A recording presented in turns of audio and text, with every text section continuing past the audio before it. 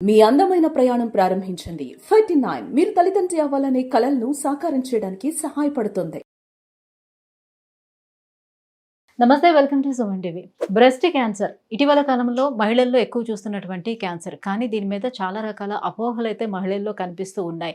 So cancer అనేది ఈ గడ్డ పెయిన్ లేకపోతే అది క్యాన్సర్ కాదని, చిన్న చిన్న గడ్డలు అయితే వాటిని క్యాన్సర్ కింద మన లెక్కలోకి తీసుకోవాల్సిన అవసరం లేదని, వంశపారపర్యంగా ఉంటే మాత్రమే క్యాన్సర్, బ్రెస్ట్ క్యాన్సర్ అనేది వస్తుంది, లేకపోతే రాదు అని, ఇలా రకరకాల అపోహలు అయితే ఉన్నాయి. అవన్నీ ఎంతవరకు అపోహలు, వీటి వెనుకున్నటువంటి నిజాలు ఏంటి, ఈ విషయాలన్నీ అడిగి తెలుసుకుందాం. మనతో పాటు ఉన్నారు gynaec oncologist doctor Sailakshmi Dayana గారు, cancer Apollo hospital, jubilee hills.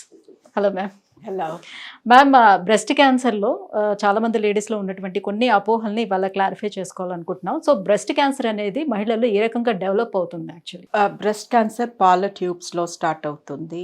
So first thing women అనుకుంటారు, నేను పాలు ఇచ్చేటప్పుడు అప్పుడు కొన్ని రోజులు మానేశాను, ఆర్ కొన్ని రోజులు పాలు సరిగా రాలేదు, ఆర్ మా బాబు సడన్గా పాలు తాగటం మానేశాడు, అండ్ ఇంట్లో ఎవరో సజెస్ట్ చేశారు 4 రోజులు అమ్మమ్మ వాళ్ళ ఇంటికి పంపించు, నువ్వు మానిపించే ఎక్సెట్రా. సో అప్పుడు పాలు మిగిలిపోయి ఇప్పుడు నాకు క్యాన్సర్ వచ్చింది. ఇలాంటి అపోహలు చాలా చూస్తాము. ఇమీడియట్గా వాళ్ళ బ్రెస్ట్ ఫీడింగ్ టైంకి వెళ్ళిపోతారు, అక్కడ ఏదో తేడా జరిగింది, అప్పుడు దాని మూలంగా ఇప్పుడు నాకు క్యాన్సర్ వచ్చింది అని. అసలు మనం బ్రెస్ట్ ఫీడ్ చేసామా లేదా, ఎన్ని రోజులు చేసాము, తొందరగా ఆపేసామా, నెమ్మదిగా ఆపేసామా, వీటితో సంబంధం లేదు అండి. ఓకే. బ్రెస్ట్ క్యాన్సర్ అనేది పాల ట్యూబ్స్లో స్టార్ట్ అవుతుంది. అది స్టార్ట్ అవ్వడానికి మల్టిపుల్ రీజన్స్ ఉన్నాయి. ఎందుకు స్టార్ట్ అవుతుంది అంటే దానికి ఆన్సర్ సగం సార్లు మాకు తెలీదు, కొన్నిసార్లు మేము గెస్ చేయగలం ఈ రీజన్ మూలంగా అయి ఉండొచ్చు అని. అండ్ సో పాల ట్యూబ్స్లో స్టార్ట్ అయిన బ్రెస్ట్ క్యాన్సర్ కొన్ని నెలలలో సైజ్ పెరుగుతూ పెరుగుతూ పెరుగుతూ ఒక ట్యూమర్ కింద మారుతుంది. ఒక స్త్రీకి తన చేతికి క్యాన్సర్ తగలాలి అంటే అది కనీసం 2-3 సెంటీమీటర్లు ఉండాలి, అప్పటికే ఈ క్యాన్సర్ సెకండ్ స్టేజ్లోకి వెళ్ళిపోతుంది. ఇప్పుడు హెవీ బ్రెస్ట్ ఉండే వాళ్ళకి కూడా బ్రెస్ట్ క్యాన్సర్ వచ్చే ఛాన్స్ ఉంటుందని నమ్ముతారు? లేదు అండి, అసలు బ్రెస్ట్ క్యాన్సర్కి మన బ్రెస్ట్ సైజ్కి లింక్ లేదు. బట్ కొంతమందికి ఫైబ్రో ఎడినోసిస్ అంటే బ్రెస్ట్లో ఉన్న కొవ్వు మెత్తటి కొవ్వు కాకుండా గట్టి కొవ్వు ఉంటుంది. ఇది కూడా వంశపారంపర్యంగానే వస్తుంది. ఒక స్త్రీ రొమ్ములో ఎంత కొవ్వు పేర్కోవాలి, ఎలాంటి కొవ్వు, 3 కేటగిరీస్ ఉంటాయి, ఏబిసి అని. మరీ గట్టి ఇంకా పూర్తిగా చెక్క లాంటి కొవ్వు ఉన్న వాళ్ళని కేటగిరీ డి అంటాము. సో రొమ్ములో కొవ్వు బాగా గట్టిగా ఉన్న వాళ్ళలో క్యాన్సర్ రిస్క్ కొంచెం ఎక్కువ.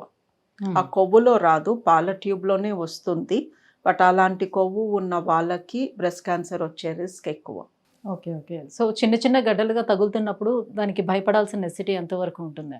చిన్న చిన్న గడ్డలు తగులుతున్నప్పుడు మెజారిటీ ఆఫ్ ది టైమ్స్ అవి కొవ్వు గడ్డలు అని అసలు భయపడాల్సిన పనే లేదు. సో రొమ్ము పీరియడ్స్కి ముందు నొప్పిగా ఉంటుంది, కొంచెం గట్టి పడుతుంది, టెక్స్చర్ మారుతుంది, పీరియడ్ రాగానే మళ్ళీ మెత్తబడిపోయి నొప్పి తగ్గింది అంటే అది చుట్టుపక్కల మన రొమ్ములో పాల ట్యూబ్స్ చుట్టూతా ఉన్న కొవ్వుని బట్టి ఈ సిమ్టమ్స్ ఉంటాయి. బట్ రొమ్ములో ఒక గట్టి గడ్డ తగులుతుంది, అది కదలట్లేదు, పెద్దగా అవ్వట్లేదు, చిన్నగా అవ్వట్లేదు, నొప్పి లేదు, బట్ పీరియడ్తో సంబంధం లేకుండా ఎప్పుడు తగులుతుంది అంటే అది క్యాన్సర్ గడ్డ అయ్యే రీజన్ ఎక్కువ. సో టైట్ బ్రాస్ ఎక్కువ గంటల సేపు వేసుకొని ఉండటం వల్ల కూడా క్యాన్సర్ వస్తుందని నమ్ముతూ ఉంటారు. ఈ నమ్మకంలో నిజమేంత? లేదు అండి, టైట్ బ్రా మూలంగా క్యాన్సర్ రాదు, బట్ ఈ టైట్ అండర్వేర్ వేసుకోవడం అనేది ఎవ్వరూ కూడా కరెక్ట్ కాదు. బికాస్ ఒక బాడీ పార్ట్ అలా కంప్రెస్ అయిపోతే దాని నుంచి విపరీతమైన నొప్పి వస్తుంది. చాలామంది చెస్ట్ చిన్నగా కనిపివ్వాలి అని వాళ్ళు వేసుకోవాలి, దానికన్నా చిన్న బ్రా వేసుకొని టైట్గా బిగతీసి కట్టేసుకుంటారు. దాని మూలంగా క్యాన్సర్ రాదు, బట్ చాలా డిస్కంఫర్ట్ వస్తుంది. సో ఇప్పుడు హెరిడిటరీగా వాళ్ళ వంశంలో ఎవరికీ లేదు, సో లేనప్పుడు నాకు వచ్చే ఛాన్స్ అసలు లేదని అనుకోవడానికి ఉంటుందా? 90% హెరిడిటరీ లేకుండానే రొమ్ము క్యాన్సర్ వస్తుంది. ఓకే. సో రొమ్ము క్యాన్సర్ మంది ఒక 100 మందిని చూస్తే అందులో 10 మందికే ఫ్యామిలీ హిస్టరీ ఉంటుంది, మరి మిగతా 90 మందికి ఎందుకు వచ్చింది? సో ఫ్యామిలీ హిస్టరీ ఉంటే వచ్చే రిస్క్ ఎక్కువ అవుతుంది, అంతేగాని ఫ్యామిలీ హిస్టరీ లేకపోతే రాదు అని అస్సలు లేనే లేదు అండి. 90% మందికి ఫ్యామిలీ హిస్టరీలు ఉండవు అసలు. సో ఫీడింగ్ ఇవ్వకపోతే బ్రెస్ట్ క్యాన్సర్ వచ్చే ఛాన్స్ ఎంతవరకు ఉంటుంది? ఫీడింగ్తో సంబంధం లేదు, పీరియడ్స్తో సంబంధం. సో ఫీడింగ్ అప్పుడు పీరియడ్స్ ఉండవు కాబట్టి ఫీడింగ్ చేసే వాళ్ళకి క్యాన్సర్ తక్కువ వస్తుంది. ప్రెగ్నెన్సీస్ ఎక్కువ వచ్చిన వాళ్ళకి, బ్రెస్ట్ ఫీడ్ చేసిన వాళ్ళకి క్యాన్సర్ ఎందుకు తక్కువ? రొమ్ము క్యాన్సర్ అంటే వాళ్ళు ఫీడ్ చేసి ఏదో లోపల క్లీన్ అయిపోయారు అని కాదు. ఫీడ్ చేయకపోతే, ప్రెగ్నెన్సీ రాకపోతే ఆ సంవత్సరం పాటు వాళ్ళకి పీరియడ్స్ వచ్చినట్టే కదా లెక్క.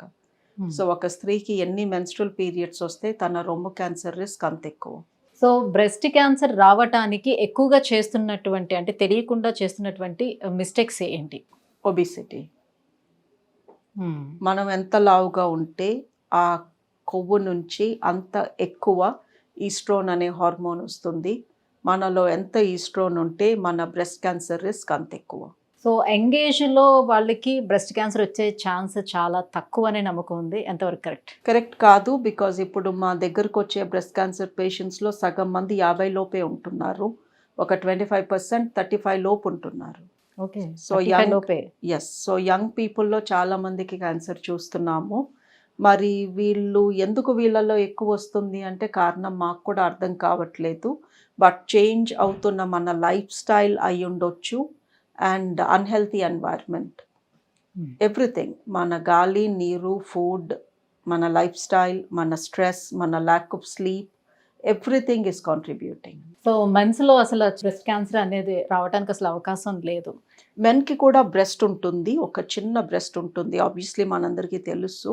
సో మెన్కి బ్రెస్ట్ క్యాన్సర్ వచ్చే రిస్క్ తక్కువ, బట్ 0% కాదు.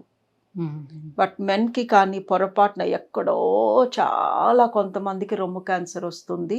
బట్ మెన్కి కానీ రొమ్ము క్యాన్సర్ వస్తే అది పరమ డేంజర్ టైప్ క్యాన్సర్ అని.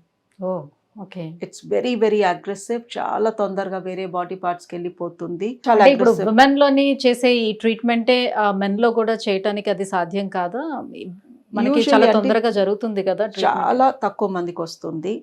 వచ్చిన వాళ్ళు మా దగ్గరికి వచ్చే పాటికి అది మల్టిపుల్ బాడీ పార్ట్స్కి వెళ్ళే ఉంటుంది. సో యూజువలీ వాళ్ళకి కీమోథెరపీ ఇస్తాము.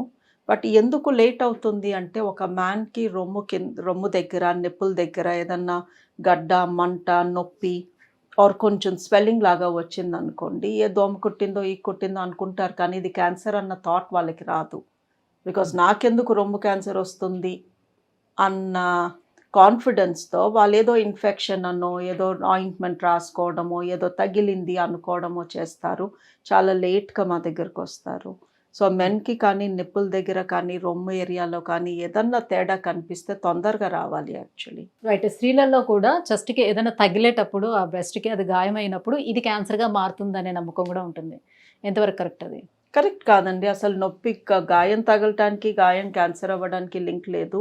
గాయం ఎక్కడ తగులుతుంది? చుట్టూ ఉన్న కొవ్వులో తగులుతుంది, లేదా పాల ట్యూబ్స్లో తగులుతుంది. బట్ గాయం క్యాన్సర్ అవ్వదు. మ్యామ్, ఇప్పుడు బ్రెస్ట్ క్యాన్సర్ వచ్చింది, ఒక బ్రెస్ట్కి వచ్చిందని అంటే బ్రెస్ట్ని పూర్తిగా తొలగించేస్తే ఆ క్యాన్సర్ ఇంకా నెక్స్ట్ సెకండ్ సైడ్ ఉన్నటువంటి బ్రెస్ట్కి ఇంకా అసలు రాదు. సో ఎక్కడ కూడా పాకడానికి ఛాన్స్ ఉండదు, పూర్తిగా నయం అయిపోయిందని అనుకోవచ్చా? లేదు అండి. రొమ్ములో కుడి రొమ్ముకి వచ్చింది, ఎడమ రొమ్ముకి ఎప్పుడైనా ఫ్యూచర్లో రావచ్చు. బట్ యూజువలీ ఎవరికి కూడా 2 రొమ్ముల్లో క్యాన్సర్ రాదు. ఒకే టైం కాదు, డిఫరెంట్. ఇప్పుడు 2020లో కుడి రొమ్ము, 2025లో ఎడమ రొమ్ముకి అట్లా రాదు. అలా వచ్చింది అంటే అది వంశపారంపర్యంగా వచ్చిన రొమ్ము క్యాన్సర్. సో ఒకవైపు రొమ్ము పూర్తిగా తొలగించిన, సగం తొలగించిన పక్క రొమ్ము సేఫ్ కాదు. పక్క రొమ్ముకి ఎప్పుడైనా మళ్ళీ క్యాన్సర్ రావచ్చు, ఎస్పెషలీ ఫ్యామిలీ హిస్టరీ ఉంటే. సో ఒక రొమ్ములో క్యాన్సర్ తీసి రొమ్ము మిగిల్చామనుకోండి, బ్రెస్ట్ కన్సర్వింగ్ సర్జరీ అంటాము. ఆ రొమ్ములో మళ్ళీ అదే రొమ్ములో ఎప్పుడైనా మళ్ళీ క్యాన్సర్ రావచ్చు, ఛాన్సెస్ ఎక్కువ. సో ఎవరికైనా రొమ్ము తొలగించలేదు, క్యాన్సరే తొలగించాము అంటే ఆ మిగిల్చిన రొమ్ముకి ఖచ్చితంగా రేడియేషన్ థెరపీ ఇస్తాము.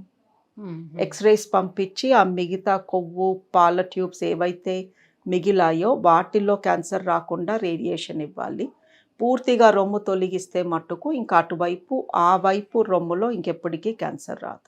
క్యాన్సర్ నిర్ధారణ పరీక్ష అయినటువంటి బయాప్సీ చేయించుకోమంటే అందరూ భయపడుతూ ఉంటారు. సో ఇది స్ప్రెడ్ అయిపోతుంది అనే భయం ఉంటుంది, ఎంతవరకు వాస్తవం? క్యాన్సర్ ఉన్న చోట బయాప్సీ తీస్తే అది స్ప్రెడ్ అవుతుందా లేదా, చేపించుకోవాలా లేదా అనేది ఈ క్యాన్సర్ ఎక్కడుంది ని బట్టి. బయట పార్ట్స్ ఆఫ్ ద బాడీ, ఇప్పుడు చెంప పైన క్యాన్సర్, రొమ్ము పైన క్యాన్సర్, చేతి పైన క్యాన్సర్, వీటికి బయాప్సీ తీస్తే ఆ తీసిన చోట నుంచి వచ్చే రక్తం బయటికి వెళ్ళిపోతుందా, మన బాడీ లోపలికి వెళ్తుందా. సో అది డిసైడ్స్ అండి ఆ క్యాన్సర్ స్ప్రెడ్ అవ్వబోతుందా లేదా అని. ఫర్ ఎగ్జాంపుల్ పొట్టలో గడ్డ ఉంది, ఆ గడ్డలో నుంచి ఒక బయోప్సీ తీసుకున్నాము. సో ఆ గడ్డలోకి ఒక హోల్ పెడితేనే కదా సూదెళ్ళి బయోప్సీ తీసింది. ఆ హోల్లో నుంచి లీకేజ్ జరుగుతుంది. ఆ లీకేజ్ నా పొట్టలోనే జరిగింది అనుకోండి, ఆబ్వియస్లీ గడ్డ స్ప్రెడ్ అయింది నా పొట్టలోకి. సో అలాంటి సిట్యువేషన్స్లో బయోప్సీ తీసుకోము. బట్ రొమ్ములో నుంచి తీసుకున్న బయోప్సీ ఆ సూది బయట నుంచి లోపలికి వెళ్ళాక ఆ లిక్విడ్ మళ్ళీ బయటికే వచ్చేస్తుంది. ఎక్కడ స్ప్రెడ్ అవ్వడం ఉండదు. సో స్ప్రెడ్ అవ్వటానికి ఉండదు. సో రొమ్ములో తీసిన బయోప్సీ ఆ బ్లీడింగ్ లోపలికి వెళ్ళిపోయి ఇంకెక్కడికో వెళ్ళిపోయి స్ప్రెడ్ అవ్వదు, అదంతా మళ్ళీ బయటికి వచ్చేస్తుంది. అలాగే గర్భసంచిలో నుంచి తీసిన బయోప్సీ మళ్ళీ బ్లీడింగ్ బయటికే వచ్చేస్తుంది. సో అది స్ప్రెడ్ కాదు. సో మీరు బయోప్సీ మూలంగా నా క్యాన్సర్ స్ప్రెడ్ అవుతుందా అవ్వదా అని మీరు ఆలోచించే ముందు ఒకసారి మీ డాక్టర్ని అడగండి. ఈ బయోప్సీ రొమ్ము బయోప్సీ ఇది స్ప్రెడ్ కాదు, రొమ్ము బయోప్సీ లేకుండా ఆ క్యాన్సర్కి ఫస్ట్ కీమో ఇవ్వాలో తెలీదు, సర్జరీ చేయాలో తెలీదు. సో బయోప్సీ తీపించుకోకుండా ఏ డాక్టర్ అన్నా ఒప్పుకున్నారనుకోండి ట్రీట్మెంట్కి, అసలు అలాంటి డాక్టర్ జోలికి వెళ్ళొద్దు. బికాస్ బ్రెస్ట్ క్యాన్సర్లో టైప్ ఏ అని ఉంటుంది, టైప్ బి అని ఉంటుంది. ఒకదానికి ముందు సర్జరీ చేయాలి, ఇంకో దానికి ముందు కీమో ఇవ్వాలి. ఆపోజిట్ చేస్తే పేషెంట్కి నష్టం. మరి అది టైప్ ఏనా బీనా బయోప్సీలో కనుక్కోకుండా ఎలా ట్రీట్మెంట్ ప్లాన్ చేశారు? సో బ్రెస్ట్ క్యాన్సర్ బయోప్సీతో బ్రెస్ట్ క్యాన్సర్ స్ప్రెడ్ కాదు, బయోప్సీ చేయకుండా ట్రీట్మెంట్ సరిగా జరగదు. అండ్ బ్రెస్ట్ క్యాన్సర్ ఉన్న వాళ్ళు ఖచ్చితంగా బయోప్సీలో అది ఏ టైప్ క్యాన్సర్ కనుక్కునే ట్రీట్మెంట్కి వెళ్ళాలి. సో వంశపారపర్యంగా ఉండేటప్పుడు ముందుగానే బ్రెస్ట్ని తొలగించేసుకుంటే ఇంక ప్రమాదం తప్పినట్టేనా? 99.9% తప్పినట్టే. బట్ ఎవరైనా తెలివిగా మా వంశంలో ఇది నడుస్తుంది, రిస్క్ చాలా ఎక్కువ, నేను రొమ్ము తొలగించేసుకుంటాను అంటే అది తొలగించటంతో పాటు వాళ్ళకి క్యాన్సర్ రాలేదు ఇంకా, సో వాళ్ళకి ఇంప్లాంట్స్ పెడతాము. సో ఎవ్వరికీ తెలియదు వాళ్ళకి రొమ్ము తీసేసి ఇది ఇంప్లాంట్ రొమ్ము అని, లేదా రీకన్స్ట్రక్ట్ చేస్తాము, ఒక మంచి నిప్పుల్ కూడా క్రియేట్ చేస్తాము. సో ఎవ్వరికి తెలియదండి అసలు వాళ్ళ రొమ్ము ఒరిజినల్ రొమ్ము కాదని. Thank you ma'am, thank you so much. So breast cancer పై ఉన్నటువంటి ఈ మిత్స్ అండ్ ఫ్యాక్ట్స్ మీద ఫుల్ క్లారిటీ అందించినందుకు thank you so much. Thank you.